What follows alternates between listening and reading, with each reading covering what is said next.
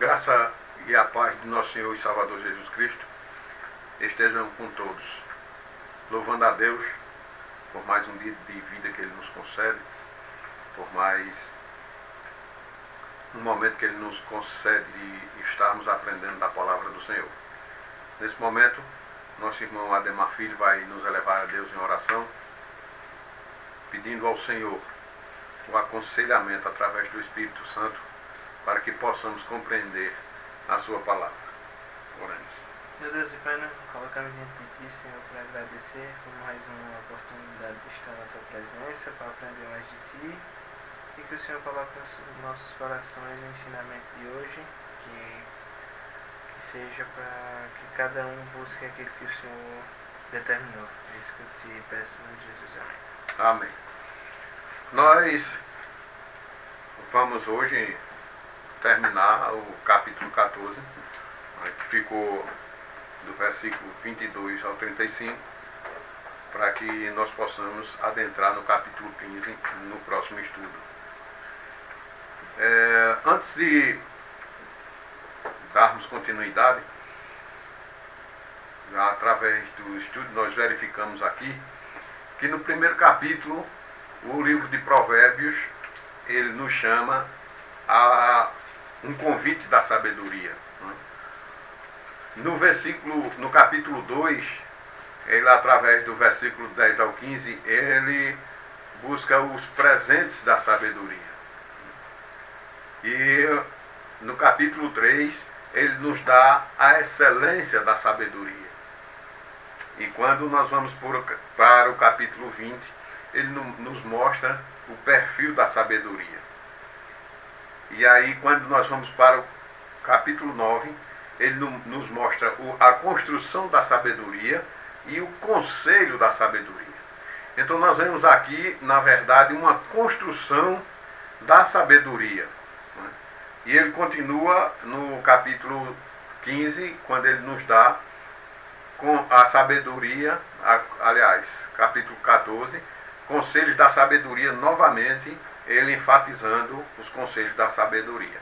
E por final, ele termina no capítulo 18 com a declaração da sabedoria, e no capítulo 19 ele vem com as verdades da sabedoria, havendo novamente verdades da sabedoria, lá no capítulo 21, e ele faz menção verdades da sabedoria 1, 2 e 3. Ele tem no capítulo 20 a conclusão das sabedorias, né, e nós vemos aqui o quanto é enfatizada a sabedoria no livro de Provérbios. E aí novamente ele vem com a excelência da sabedoria lá no capítulo 24. E no capítulo 25 ele vem com os benefícios da sabedoria, né? E terminando no capítulo 28, ele faz novamente advertências, e capítulo 29, advertências da sabedoria. Então nós vemos aqui, na verdade, a construção da sabedoria. E é nessa construção que nós devemos pautar os nossos passos, o nosso caminhar. Porque nessa construção de sabedoria é que aprendemos o quanto Deus tem para nos ensinar através da sua palavra. Porque o ensinamento vem do alto. E nós vemos aqui no capítulo 14, para nós terminarmos, né, nós vemos os conselhos da sabedoria. E eu vou pedir à nossa irmã Renata que leia, né, os versículos 22 ao 35. Porventura não erram os que praticam o mal, mas beneficência e fidelidade haverá para os que praticam o bem. Em todo trabalho há proveito, mas as palavras dos lábios só encaminham para a pobreza. A coroa dos sábios é a sua riqueza, e a estultice dos tolos é a sua estultice. A testemunha verdadeira livra as almas, mas o que se desboca em mentiras é enganador. No temor do Senhor afirmo confiança, e ele será um refúgio para meus filhos. O temor do Senhor é uma fonte de vida para preservar dos laços da morte. Na multidão do povo está a magnificência do rei, mas na falta de povo a perturbação do príncipe. O longânimo é grande em entendimento, mas o de ânimo precipitado exalta a loucura. O coração com saúde é a vida da carne, mas a inveja é a podridão dos ossos. O que oprime ao pobre insulta aquele que o criou, mas o que se compadece do necessitado honra. Pela sua malícia será lançado fora o ímpio, mas o justo até na sua morte tem esperança. No coração do prudente repousa a sabedoria, mas o que há no interior dos tolos se conhece. A justiça exalta as nações, mas o pecado é o opróbrio dos povos. O rei tem em seu contentamento no servo prudente, mas sobre o que procede indignamente cairá o seu juízo. Amém. Nós vemos aqui no versículo 22 que ele diz: não é certo que se perdemos que só pensam no mal. Então quem pensa no mal, nós vemos aqui que é certo que há, na verdade, um desvio da sua vida, né? E na verdade termina se perdendo no final delas. Nós vemos aí exemplos e exemplos de pessoas que vivem da maldade e no final a gente vê quão grande é triste o seu fim. Mas nós sabemos aqueles que praticam bem, aqueles que buscam bem, aqueles que planejam bem, aqueles que estão a almejar o que é bem, em fazê-lo, eles vão encontrar amor e fidelidade. Isso é claro na vida real, né? Isso é claro na vida real. Aqui diz: todo trabalho árduo traz proveito, mas o só falar leva à pobreza. Então, se a gente ficar por aí só bababá, a gente sabe que não vai ter como, né, a gente ter um proveito sobre isso, né? Nós não vivemos só de conversas, né, mas a gente sabe que o trabalho que nós fazemos, ele traz proveito. E nós sabemos que aquilo que é adquirido com o nosso suor, com o nosso esforço, dificilmente é jogado fora. A riqueza dos sábios é a sua coroa, mas a insensatez dos tolos produz apenas insensatez. A riqueza dos sábios, mais uma vez, nós vemos aqui a palavra sábios, né? E a riqueza deles é a sua coroa. E qual é a riqueza do sábio? Se desviar daquilo que não compete a ele, né? Nós vemos que o arcanjo Miguel, quando Satanás estava a confrontá-lo quanto ao corpo de Moisés, ele automaticamente não quis conversa, mandou ele ter com Deus. A conversa era com Deus, não com ele.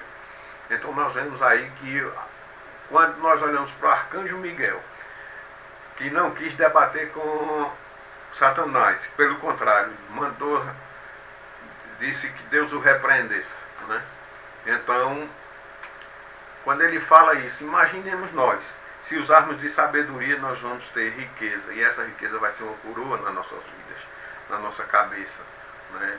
E aí a gente não precisa ir buscar outra explanação, se nós temos na palavra do Senhor.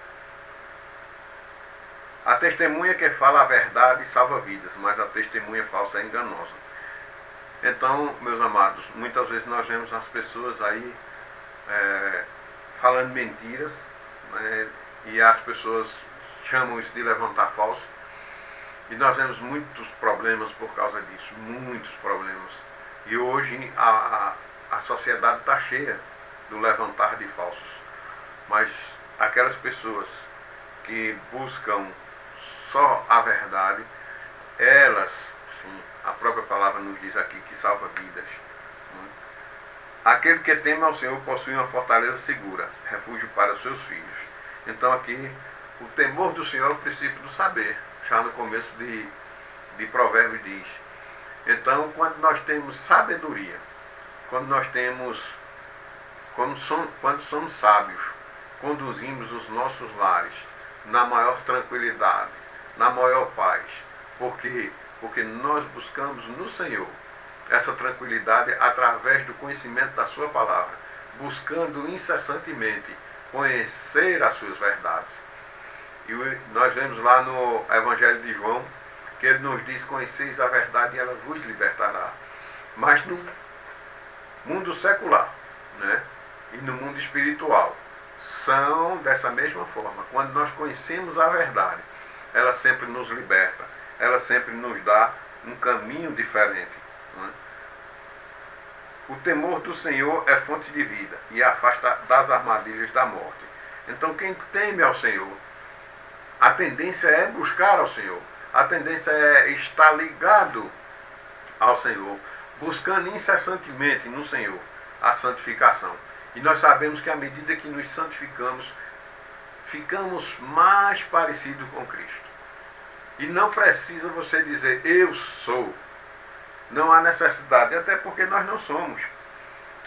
Quando nós buscamos a santificação em Cristo Jesus, nós temos essa fonte de vida.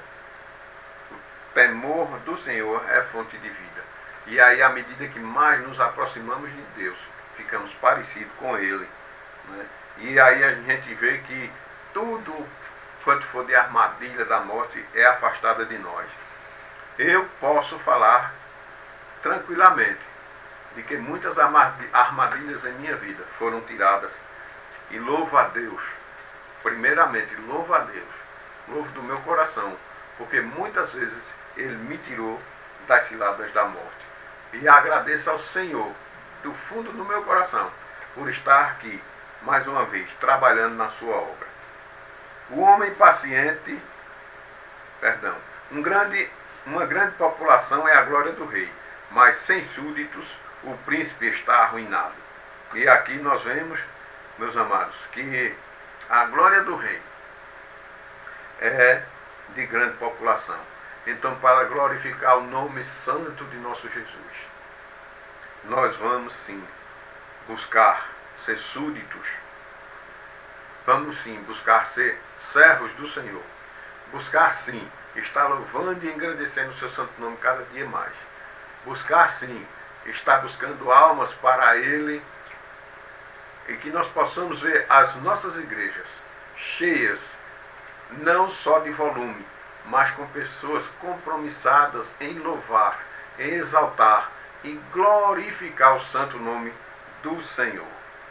O homem paciente dá prova de grande entendimento, mas o precipitado revela insensatez. Mais uma vez aqui, ele nos mostra que a paciência, né, ela é algo que o homem tem que estar com ela diuturnamente. Porque quando ele está paciente, muitas coisas são evitadas. E muitas coisas são lidadas através da paciência. Muitas vezes nós estamos exauridos, cansados, e nos falta ela, a paciência. Mas quantas vezes nós não ouvimos palavras dizer, olha, paciência, paciência. E isso aqui nos mostra que é de grande entendimento, a paciência. Porque tudo no seu tempo é revelado, tudo no seu tempo é feito. Porque nós sabemos que tudo é propósito do Senhor em nossas vidas. E nós sabemos que o nosso Deus está no controle das nossas vidas. Então não temos que nos estar de uma forma agoniados para resolver os problemas, para resolver as coisas, para ir buscar as coisas. Temos que ter paciência e perseverança no Senhor. O coração em paz dá vida ao corpo, mas a inveja apodrece os ossos. Essa, meus amados, reconheço de perto. Quantas vezes nós nos vemos as pessoas que têm inveja, que se corroem por dentro, se doerem e, de certa forma, ficarem agoniados, de certa forma, ficarem incontroláveis e falar, porque fulano tem, porque ciclano tem, mas quem está com o coração em paz, e essa paz em Cristo, essa sim dá vida ao corpo, essa dá tranquilidade, porque a coisa melhor que tem é paz de espírito. Uma coisa gostosa é você estar em paz. A Bíblia diz que logo deito e em paz pego no sono, porque o Senhor cuida de mim. Então, a paz vinda do alto, vinda do nosso Deus, não tem coisa melhor. É vida sim para o corpo. Nos reestrutura, tanto espiritual como material. Oprimir o pobre é ultrajar o seu Criador, mas tratar com bondade o necessitado é honrar a Deus. Aqui eu deixo uma palavra do pastor Livorno. Nós certa vez falando sobre essa questão, e eu via pessoas ali que sem necessidade, estavam a pedir. E eu dizia, olha pastor, tem pessoas que eu não dou não. Agora tem pessoas sim que eu dou, porque a gente vê a necessidade. Tem pessoas que fizeram do ramo da mendicância um trabalho, né? E aí nós falávamos para eles, pastor, só eu dou porque eu não vejo, isso não é problema meu, é problema dele, se ela está mentindo. E eu dizia, olha pastor, tem várias formas da gente trabalhar e de estar ajudando as pessoas. E muitas vezes nós olhamos as pessoas, fica aí pelo mundo fazendo filantropia, que filantropia é ajudar ao próximo, né? Uma área que ajuda as pessoas necessitadas. E nós vemos pessoas que quando ajuda, ela diz, porque eu fiz isso, porque eu fiz aquilo. Então, meus amados, a Bíblia diz a nós, e nos informa, e nos dá entendimento, e nos dá o saber de que quando nós demos com a mão direita, que a esquerda não veja, ou vice-versa. Sabe por quê, meus amados? Porque quando nós damos algo e nós saímos falando, o nosso galardão já foi entregue. Então as pessoas vão lhe vangloriar porque fulano, porque Ademar é bom, porque Ademar faz isso, porque Ademar faz aquilo. Meus amados, não há necessidade de eu fazer, né, as caridades, não há necessidade de eu fazer o bem às pessoas, não há necessidade de eu estar ajudando e estar falando. Sabe por quê? Porque quando nós ajudamos e nos calamos, o Senhor está vendo, o Senhor está observando. E eu tenho sempre comigo que aquilo que não é seu, que é aquilo que você não tem direito sobre ele, que passe adiante quando não há mais necessidade de o tê-lo. Então muitas vezes nós vemos coisas em nosso poder e que não há necessidade mais e nos apegamos a essas coisas materiais. E chega um tempo que a gente olha assim, para que eu guardei isso? Para que tantas pessoas precisando? Então a gente vê aqui que tratar com bondade o necessitado é honrar a Deus. Isso não quer dizer, meus amados, que você vai pegar, vender tudo que tem e entregar às pessoas, não. De maneira nenhuma. É ajudar conforme as suas posses. A Bíblia diz, se tanto no teu poder fazer o bem, por que não fazê-lo? Por que não fazê-lo? Se está nas tuas posses de fazer o bem, faz. A própria palavra nos ensina isso. Quando chegar a calamidade, os ímpios são derrubados. Os justos, porém, até em face da morte, encontram refúgio.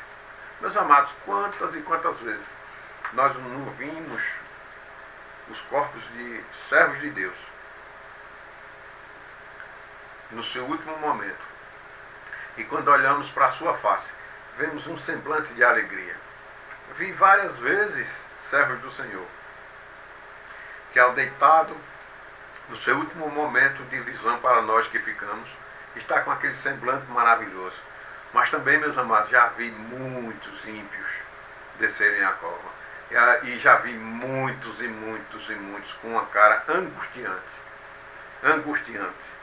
E é triste, muito triste. O coração em paz, quando chega, a sabedoria repousa no coração dos que têm discernimento. E mesmo entre os tolos, ela se deixa conhecer. Veja aqui, mais uma vez, a sabedoria sendo expressada, dizendo que quando repousa no coração dos que têm discernimento, daqueles que têm entendimento, daqueles que a buscam, daqueles que a querem, daqueles que são sábios, nós vemos aí que há um repouso no seu coração, há uma tranquilidade no seu coração, e ela se deixa conhecer, e ela se deixa se mostrar. E a cada dia mais, quando enchemos os nossos corações de conhecimento, a sabedoria vai crescendo. E chega ao ponto de sabermos discernir coisas que outros ficam a olhar e nos dizer, esse homem é inteligente, esse homem é sabido. Não é? Mas não, é porque nós buscamos conhecer uma sabedoria que é diferenciada, que é a sabedoria que vem do alto, uma sabedoria divina, uma que nos mostra o caminho, um caminho esse que nós trilhamos tranquilamente, sem nos preocupar com a direita ou com a esquerda, porque o Senhor cuida de nós. A justiça engrandece a nação, mas o pecado é uma vergonha para qualquer povo. Nós vemos ultimamente, né, no Brasil aí, a bagaceira que está. Não estou aqui entrando em mérito, né, mas só tomando como exemplo, uns querendo engolir aos outros, e a gente vê aqui que a justiça engrandece a nação, mas o pecado é uma vergonha para qualquer povo. E a gente vê aí um querendo destronar outro, e é uma confusão imensa, e a gente tem que orar pelo nosso Brasil. Essa é a verdade. Nós temos que orar pelo nosso Brasil para que o Senhor tome posse dessa nação. Não tem outra escolha. Nós temos que orar e olhar de uma forma diferenciada para o nosso Brasil. O servo sábio agrada ao rei, mas o que procede vergonhosamente incorre em sua ira. E aqui, meus amados, nós sabemos que quem é servo bom agrada ao rei Jesus. Quem é um servo fiel agrada ao seu patrão, mas o que procede vergonhosamente incorre na sua ira. Quer dizer, é aquele que pratica o que não é certo, a sua ira virá sobre ele. Que Deus possa colocar em nossos corações a sua palavra e possa nos dar entendimento. Tem um corinho muito antigo, né, que ele nos diz: que as palavras dos meus lábios e o meditar do meu coração sejam agradáveis na tua presença, ó Senhor. Que as palavras dos meus lábios e o meditar do meu coração sejam agradáveis na tua presença, ó Senhor.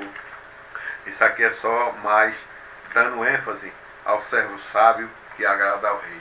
Que as palavras dos nossos lábios e o meditar dos nossos corações sejam agradáveis na presença do nosso Rei Jesus Cristo. Que o nosso coração esteja em paz em Cristo.